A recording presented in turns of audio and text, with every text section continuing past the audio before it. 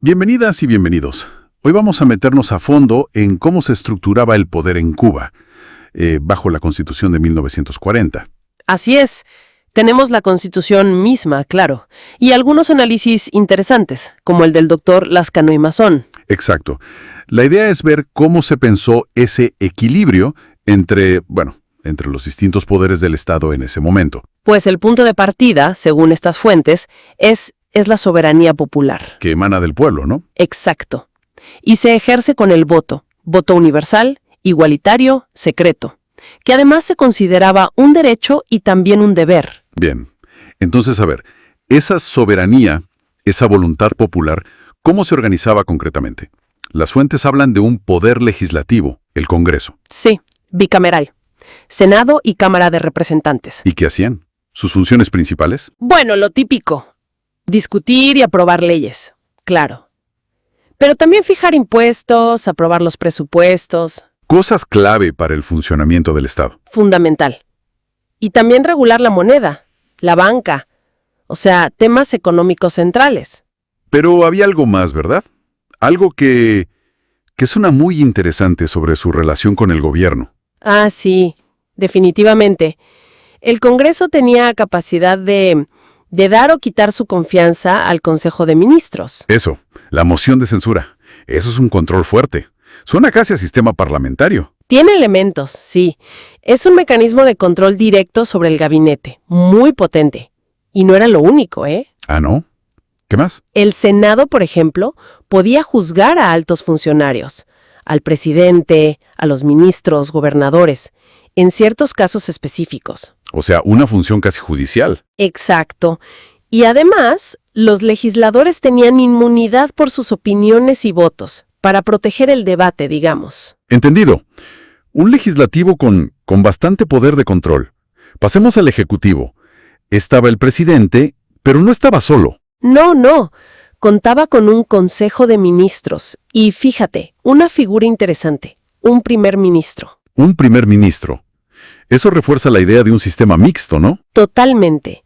El presidente nombraba a los ministros, sí, pero era este consejo, con el primer ministro al frente, el que respondía ante el Congreso. ¿Respondía cómo? Pues el presidente tenía que informar al Congreso y tanto el primer ministro como todo el consejo podían ser llamados a explicar sus actos, interpelados, como se dice. ¿Y si no convencían? Podían recibir un voto de censura. Como decíamos antes, el primer ministro, de hecho, representaba la política general del gobierno ante las cámaras. Había una corresponsabilidad clara. Una relación muy entrelazada entre ejecutivo y legislativo. Vale. ¿Y el poder judicial?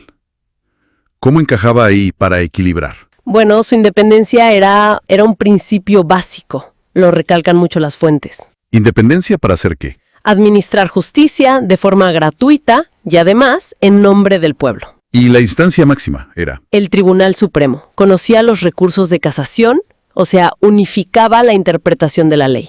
Y algo crucial. Sí, decidía sobre la constitucionalidad de las leyes y otros actos de poder. Ah, o sea, control de constitucionalidad. Eso es. Eso es una herramienta muy poderosa. Sin duda. De hecho, la Constitución preveía un tribunal específico para eso. Otro tribunal aparte al Supremo. Sí, el Tribunal de Garantías Constitucionales y Sociales.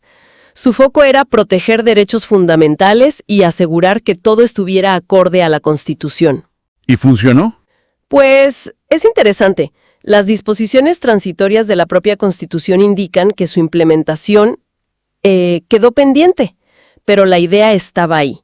Y claro, garantías como el habeas corpus contra detenciones ilegales sí estaban plenamente vigentes. Bien, entonces tenemos legislativo, ejecutivo, judicial.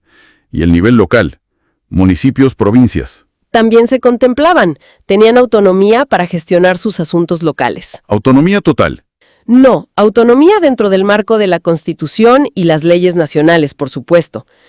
Pero fíjate en este detalle que mencionan las fuentes.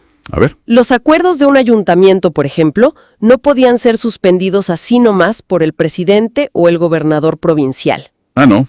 Entonces... Solo los tribunales podían anularlos si eran ilegales. Es un pequeño pero significativo resguardo de la autonomía local frente al poder central. Entiendo. Entonces, si juntamos todas las piezas, lo que describen estas fuentes es un diseño republicano bastante complejo, ¿no? Sí, complejo y con una separación de poderes clara, pero también con muchos mecanismos de control mutuo, de contrapeso, un intento de reflejar esa soberanía popular de la que hablábamos al principio. Buscando un equilibrio entre representación, gobernabilidad y el respeto a la ley fundamental de 1940. Exactamente. Un entramado que intentaba, pues, balancear diferentes influencias y necesidades. Y nos deja pensando quizá. Sí, yo creo que una reflexión importante que surge siempre al ver estas estructuras es que una cosa es el diseño en el papel, ¿no? La arquitectura constitucional. Y otra, cómo funciona en la realidad. Justo, cómo interactúa esa estructura con la política real, con las tensiones, con las adaptaciones, si esos equilibrios se respetan, si se fuerzan. Ahí es donde uno entiende de verdad cómo funciona un sistema, más allá de la letra escrita.